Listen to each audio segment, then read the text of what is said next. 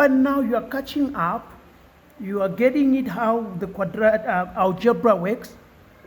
They'll ask you to expand and simplify. They'll ask you to factorize, or they'll ask you to find the equation or to solve the equation. Now look at this. Now we're being asked to factorize completely. Right? They'll ask you to factorize completely, to expand and simplify, to find the equation or to solve the equation.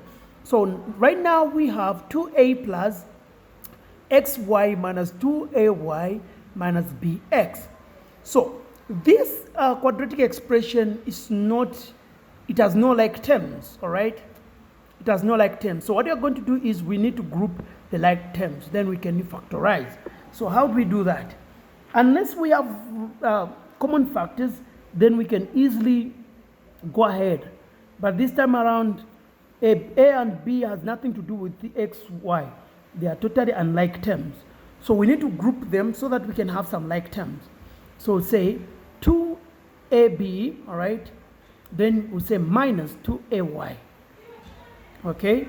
Then we say plus xy minus bx. Now here we can now factorize because we have some like terms. So what is common? 2a is common in the first part. And in the other part, x is common. So we get to factor out 2a. And if we factor out 2a, we'll remain with b. All right. And if we do the same here, we'll remain with minus y. So for this one here, check it out. Our b here is positive. So if we factor out a negative, we are going to make this b to be positive.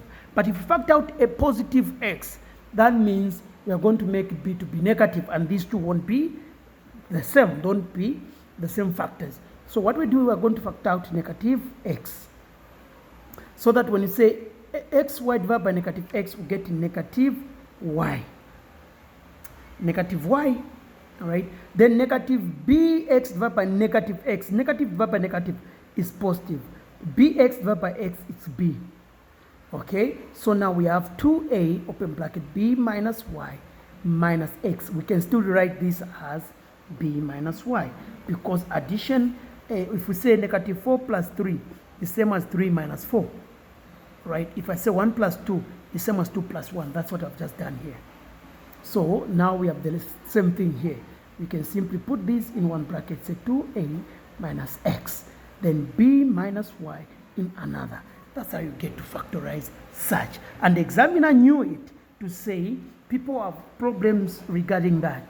They'll get to ignore that their y there is negative y.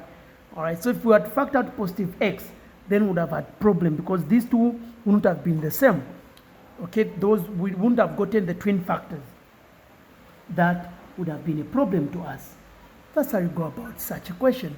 Very good. Let's check out the next questions regarding algebra.